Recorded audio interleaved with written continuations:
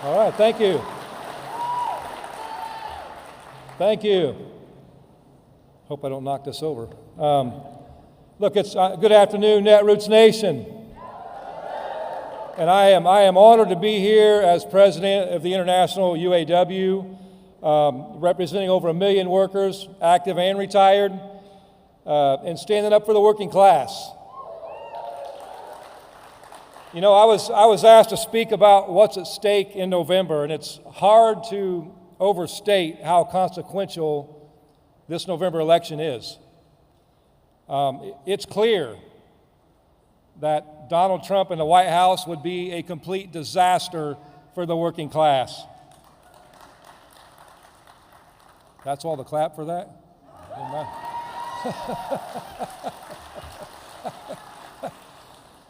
Look, we know what he stands for. I mean, he stands for everything that, as a union, and everything that working class stands for. He's against all of those things. I mean, he would ruthlessly fight for a vision for America in which the wealthy rule everyone and everything, and the working class has continued to be forced to settle for the scraps. You know, his push for total billionaire and corporate class domination comes at a time when, for the first time in decades, the working class is beginning to make gains. We've got a labor movement that's starting to wake up. Yes. We've got a president in the White House who wants to stand with the working class, and we've made incredible gains over the past 3.5 years with this president.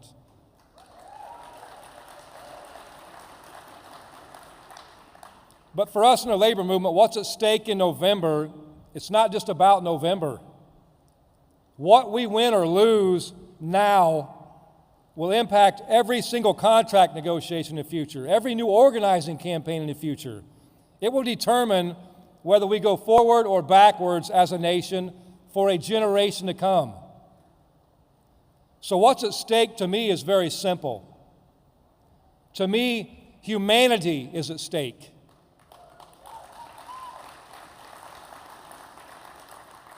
This has everything to do with our shot at life, liberty, and the pursuit of happiness. Our wages, having health care, our retirement security, and our time. Those are the 4 core issues that we as a union are focused on. Those are the 4 core issues that unite the entire working class people in a fight against the billionaire class, as we saw in our contract campaign last fall, when 75% of Americans supported us in that fight for those reasons. And those are the core issues in the pursuit of a dignified life for everybody. Living wages, not living wages. When I say that, I don't just mean the minimum. I mean wages where someone can go to work 32 to 40 hours, and be able to live a decent life, not just have the bare minimum.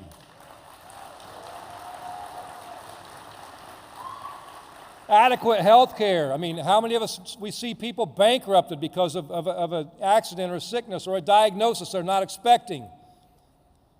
Retirement security. You know, retirement insecurity is one of the biggest issues in this nation right now.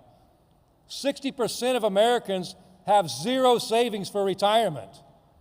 Not because they're irresponsible, not because they don't want to save money, but because the pay is so damn low in this country, because the top keeps taking all the profits, that there's nothing to save.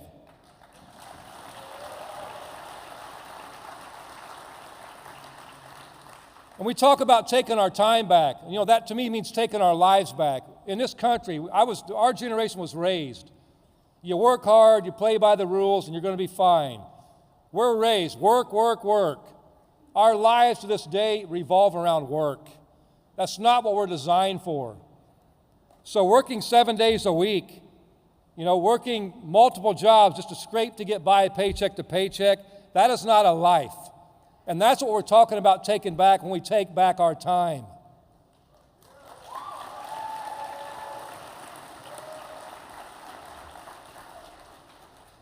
Get that out of the way. So those are the issues that the billionaire class desperately want us not focused on.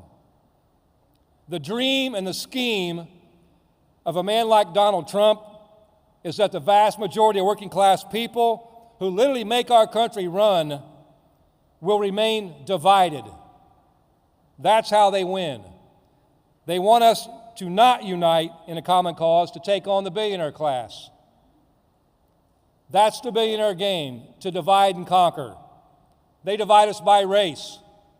They divide us by gender, by who we love. They divide us by what language we speak or where we were born. They divide us by the common thread nowadays is border security. We don't have a crisis at the border. Well, I checked that. We do have a crisis at the border, but it's not a security crisis. It's a humanitarian crisis.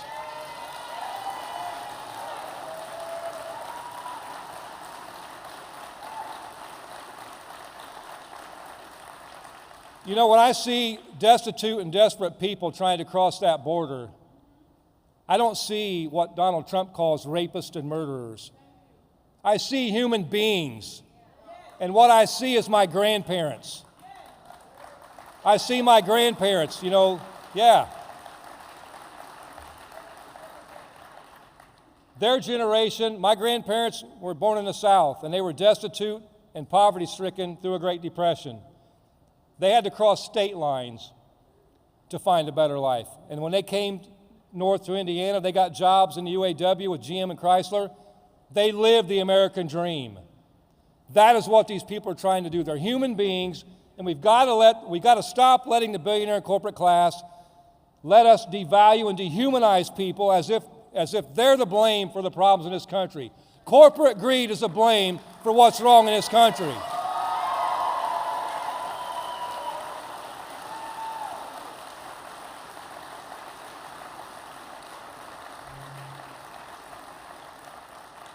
So they divide us to keep us weak, and they distract us so we don't ask the right questions. Where do the profits go? Where is our fair share? And who benefits from this system? You know, in the past year, in the UAW, we've been at our best. We've offered a different vision, a vision of unity, of a united working class, fighting for our fair share, taking on the billionaire class with relentless fury. In our stand-up strike, we took on 3 of the largest corporations in the country, and we won.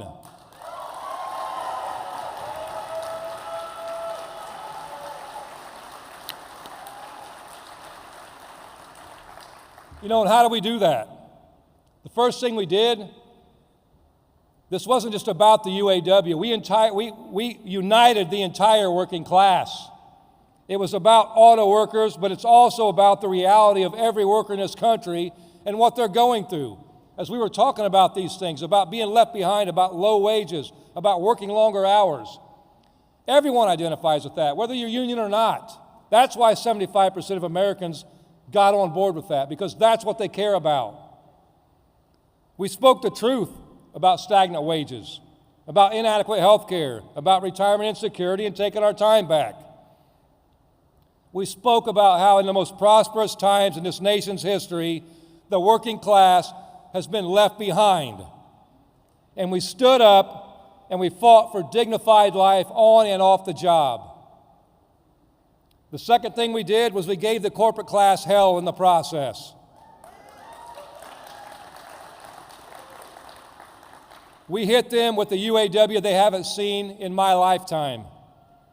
That's right. We put our foot on the gas and we never looked back, and we showed our members in the world that it's worth fighting for.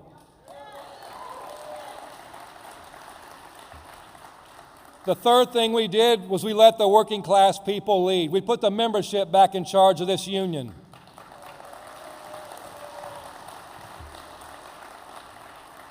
We gave our members the information and the tools and the courage to stand up for themselves. It's that simple. That's the winning formula that unites the working class, and will united working class, how they will fight like hell and let everyday working class people, when they do that, they lead the movement. We don't lead it, they do. Yeah. So when I think about what's at stake in 2024 and how we can defeat the billionaire class, the bosses, the corporate class, the fascist, and the right-wing people, I think about our stand-up strike. We know the playbook. We know the issues. We've got the people, and we've got the power.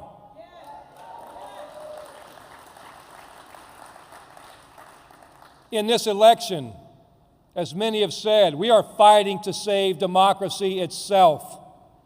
And it's worth saving. But I'm not just talking about a vote.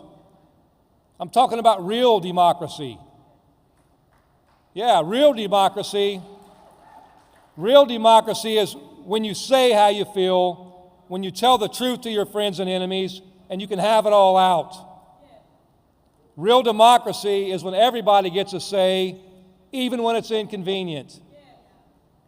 Whether in the Democrat Party, whether in labor unions or in our workplaces. You know, sometimes taking a principled stand is hard. I know what it's like to speak out and be shunned. I know what it's like to speak up for those who don't have the courage to speak up for themselves. You know, 8 months ago, when our union came out in strong support of a ceasefire in Gaza,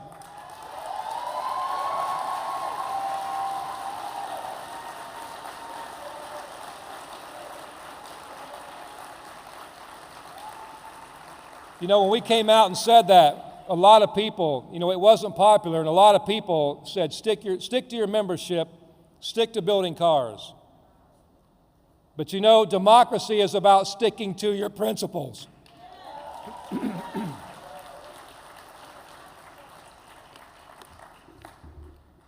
know, when you stick to your principles, that means saying and doing what's right when you know it's right. So we're speaking truth. We're speaking truth to those who need to hear it most, and that's the Democrat Party.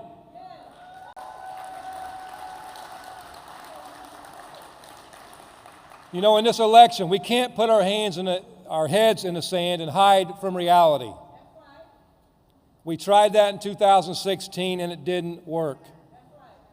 Real democracy and real leadership is about not being afraid of the truth, even the hard truths.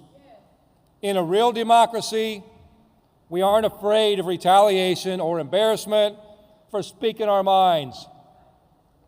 We aren't afraid that if we don't have the right education or background, that we don't deserve a say. That's what's wrong in this country.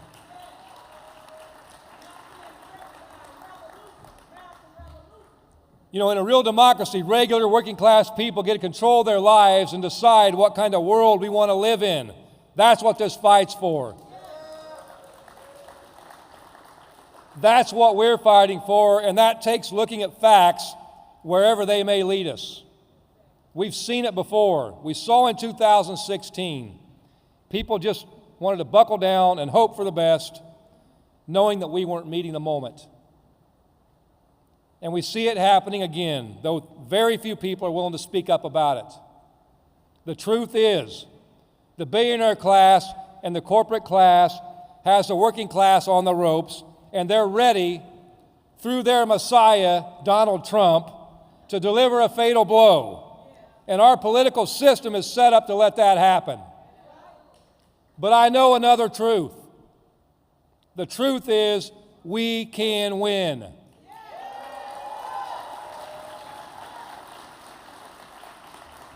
We've got a lot more fighting to do and a lot more winning to do. And after our stand-up strike victory, we decided to set our sights on an even bigger goal. We've lined up our contracts for May 1st, 2028, May Day.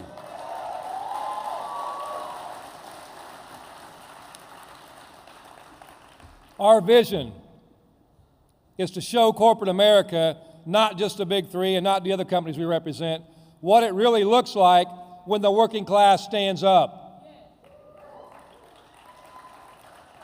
So we're preparing for a general strike in 2028 to demand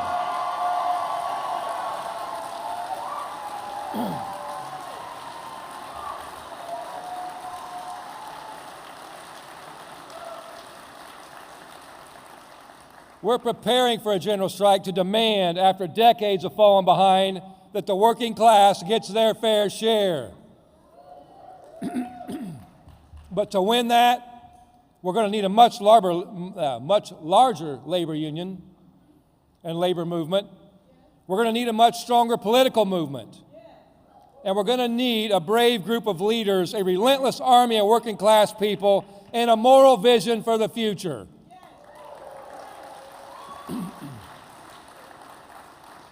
You know, when I look around this room, I know we have everything we need to win. We know everything we need to win. And we have every reason to fight like hell to win. So there's really only one question left, and that is, are you ready to stand up? I know you are. I say this every time I speak, and I got to say this again. This is our generation's defining moment.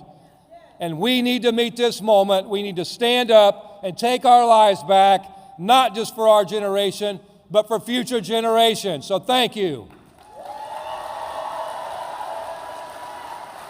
Thank you.